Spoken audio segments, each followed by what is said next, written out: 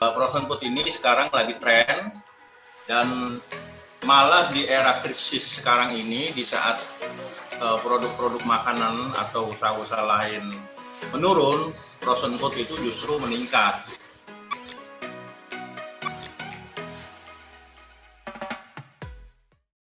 Berarti kita memperhitungkan untuk pengirimannya juga berarti ya Pak Afif ya? Iya, betul. Selain proses itu. Tapi dari banding rorot ini berarti memang tidak pakai bahan pengawet ya Pak ya? Kecuali kalau makan Enggak, kita nggak pakai bahan pengawet. Kalau ada nih misalnya nih Pak, kan ada pengawet yang aman gitu ya. Itu bisa juga tuh ya Pak sebagai alternatif mungkin mengurangi jeda waktu pengiriman mungkin ya Pak ya. Ya, kalau misalkan pakai bahan pengawet bukan frozen food. Karena frozen food itu kan freezer itu kan pengawet. Ya, kalau diawetin lagi pakai bahan kimia gitu, itu namanya bukan frozen food lagi jadinya. Oh, gitu. Ya. Di freezer itu kan maksudnya diawetkan biar tahan lama gitu kan. Gitu, Pak. Oke, berarti ini pertanyaan yang selanjutnya dari Bapak Haidar Hasan ya. Dengan Bapak Arifin ya, berarti sudah cukup jelas ya Pak ya. Berarti kita gimana sih cara ngawetin ya dengan 1 kali 24 jam itu. Terus setelah itu masuk ke freezer ya Pak ya. Oke, selanjutnya untuk pertanyaan Pak Arifin nih mungkin Pak Ruli masih kurang jelas. Kalau kurang jelas bisa ditanyakan lagi mungkin ya Pak Ruli.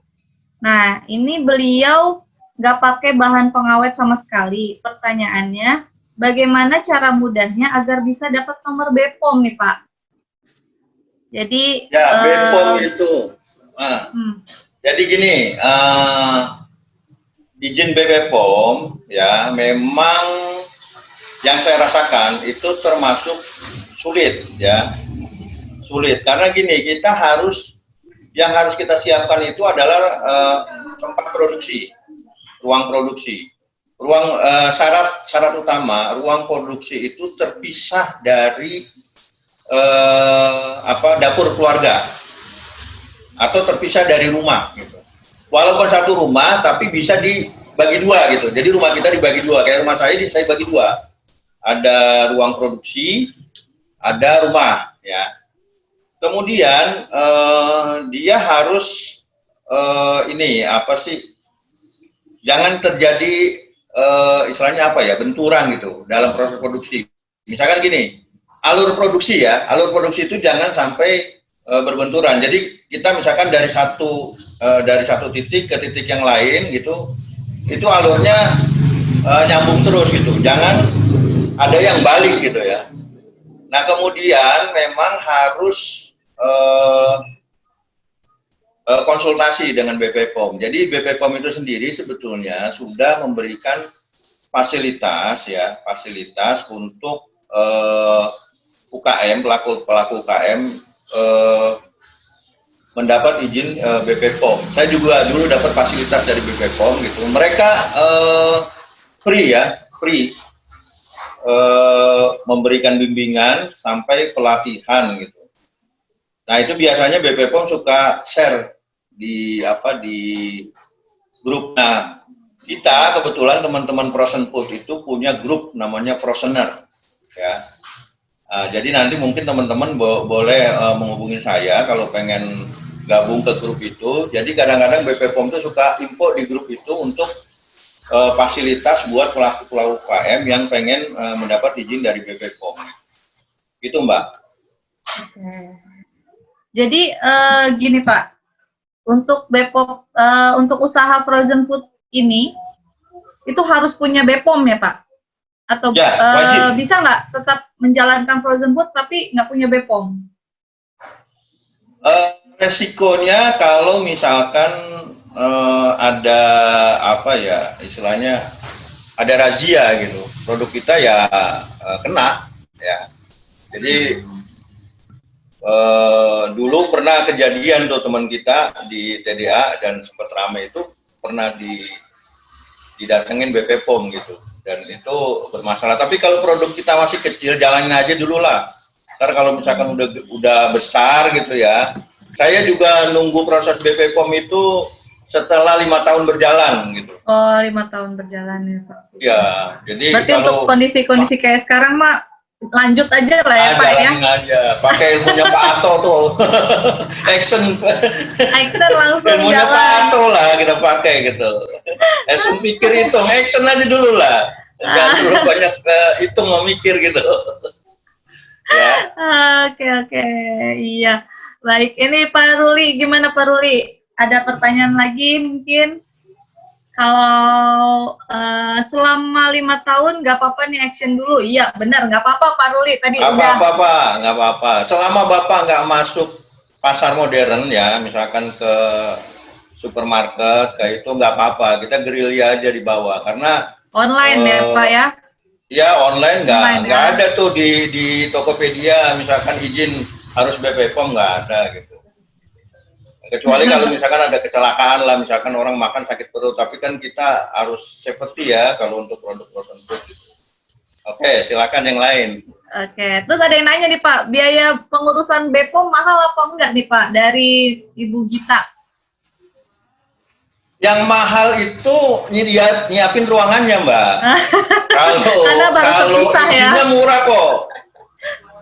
Ya, yang mahal itu nyiapin ruangannya. Kalau izin-izin yang lain murah, paling kita yang mahal itu ini uji lab, karena produk kita harus diuji gitu ya, sesuai dengan standar BP POM atau tidak gitu. Uji lab itu sekitar 1 jutaan lah, 1,5 juta. 1 jutaan ya. Iya, kalau misalkan izin di BP POM itu kalau nggak salah dulu 500.000 kalau nggak salah. 500.000 izinnya. 500.000. Per Berarti produk Bapak yang per dulu produk. tuh ya, yang 5 tahun apa? Udah berapa lama tuh Pak? Udah sekarang juga masih lah, nggak sampai. Masih ya. Yang mahal itu ini. Itu tadi menyediakan ruangannya. Siapin ruangan ya, karena nanti itu ya Pak didatangin gitu ya sama orang BPOM-nya ya. Ya, didatengin. Jadi gini, proses izin itu ada 2 kali. Yang pertama nanti ada izin dari BPOM lokal, dari kalau saya kan Jawa Barat. Itu untuk pemeriksaan sarana dan balai gitu istilahnya. Artinya sarana-sarana kita diuji, diperiksa sudah sesuai dengan standar BP POM atau tidak.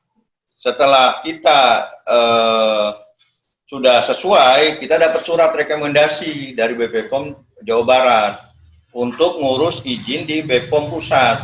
Nah, izin BPOM pusat juga nggak perlu kita datang ke BPOM pusat, kita cukup lewat online bisa gitu. Oh, apa tuh Pak alamatnya tuh biasanya? Apa tuh? Gimana cara daftar online itu Pak? Cari aja di webnya BP POM.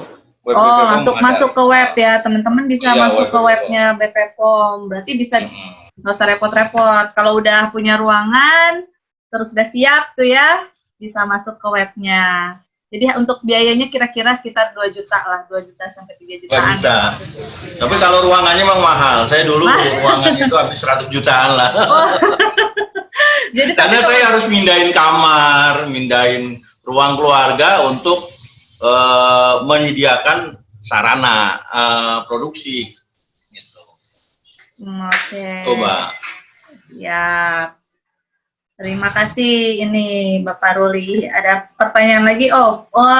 Bagaimana itu Pak Ruli kalau untuk marketingnya, cara marketing yang baik biar dapat dikenal orang? Marketing, waduh ini. Jadi gini, kalau saya ya, itu saya punya tagline oleh-oleh khas Bekasi. Jadi produk saya ini saya tagline-in sebagai oleh-oleh khas Bekasi. Jadi lokal banget gitu ya. Lokal banget ya. Gitu. Nah, caranya gimana? Ya itu, saya sih setiap hari saya iklan di sosial media. Kemudian pameran-pameran kayak Pesta Wirausaha saya pernah ikut gitu kan. Nah, pameran itu kan kadang-kadang gini, di pameran itu suka ada media lokal atau media televisi gitu, mencari produk-produk yang unik, produk-produk yang menarik gitu kan. Nah, saya itu dulu pengalaman waktu di Pesta Wirausaha TDA yang di Taman Mini, itu ada dari Warta Kota. Oh, dia tanya gitu, mau nggak diwawancara? Oh mau, ya udah diliput sama Warta Kota. Kemudian naiklah itu berita. Nah itu langsung naik penjualan. Kemudian saya juga pernah belajar di ACC, ada televisi gitu, nawarin mau nggak diliput televisi. Oh ya saya mau gitu, karena kan gratis kan. Nah itu akhirnya diliput oleh televisi, sehingga saya itu sekarang sudah hampir 5 stasiun televisi. Mantap. Gitu. Kemudian yang harus diperhatikan juga kalau pengen pemasaran bagus itu adalah aspek legal harus kita punya. Ya tadi BPOM, izin BPOM ya. Itu upayakan punya, karena itu akan menaikkan pamor produk kita. Kemudian merek usaha kita itu harus kita lindungin. Jadi Bandeng Rorot itu yang punya cuma Apip Ridwan, satu-satunya di dunia yang punya Apip Ridwan. Karena apa? Karena itu sudah dilindungi. Jadi orang lain kalau misalkan mau niru produk saya dengan nama Bandeng Rorot itu udah nggak boleh. Jadi kalau misalkan teman-teman di Google ketik Bandeng Rorot, itu semuanya merujuk ke produk saya. Ya, ada liputan media, ada liputan televisi. Nah, yang ketiga, kalau produk kita pengen dikenal, ya kita harus punya keunikan. Saya keunikannya itu adalah tagline oleh-oleh khas Bekasi. Sehingga saya tanpa sadari, seperti Traveloka gitu ya, itu pernah nulis di webnya, saya nggak pernah diwawancarai bahwa salah satu makanan lokal yang wajib dicoba untuk yang berkunjung ke Bekasi ya Bandeng Rorot gitu. Jadi memang sekarang sih udah enak lah, ada sosmed ya, pasti gampang lah untuk promo gitu. Itu Mbak. Oh ya, terus berarti kalau untuk di rumahan nih Pak, untuk yang usaha frozen yang di rumahan, ini kan dalam kondisi kayak gini, otomatis kita harus sustainable ya Pak ya. Nah teman-teman ini ada yang nanya, bagaimana sih untuk frozen food rumahan dadakan? Nggak ada masalah, kalau produksi aja terus jual, ya nggak ada masalah. Kalau teman-teman misalkan punya kemampuan untuk memproduksi, produksi aja, langsung jual gitu. Karena jangan lagi, tadi saya bilang ya, pakai ilmunya Pak Ato, action aja udah langsung gitu. Perizinan ya. Nanti belakangan. Atau kalau yang proses, yang penting prosesnya ya Pak ya, udah proses produksinya yang sehat itu ya, biar frozen foodnya tetap terjaga. Yang penting itu ya Pak ya. Ya, tadi kan sudah dilihat di video saya kan, bagaimana proses produksi yang sehat. Nanti mungkin teman-teman bisa buka di YouTube liputan-liputan televisi bagaimana produk saya diproses gitu. Semuanya memang kalau saya memang udah standar BPOM semua. Jadi kita sudah apa? Misalnya gini, contoh yang paling simpel ya. Dalam proses pengukusan kita itu udah pakai standar berapa derajat suhunya gitu minimal untuk mulai proses pengukusan. Seperti itu contohnya. Oke, lanjut. Oke, pertanyaan selanjutnya nih Pak Afif. Dari Mbak Ayu Hermanu. Halo Mbak Ayu, apa kabar? Mbak Ayu mau tanya nih Pak Afif, secara general bagaimana sih Pak cara menghitung HPP produk? Nah, mengingat masa frozen food itu kan ada masa expire-nya, gimana tuh Pak cara ngitung HPP-nya? Maksudnya untung ruginya itu loh, biar bisa BEP. Ya, ini Mbak Ayu kayaknya pernah beli produk saya tuh kayaknya. Mbak Ayu. Ya sebetulnya gini lah, sama lah proses HPP sebuah produk untuk produk frozen food atau produk-produk yang lain gitu. Kalau saya sih gini, saya ini nggak terlalu rumit ngitung ini ya, ngitung apa keuntungan atau HPP gitu. Saya ngitungnya gini aja.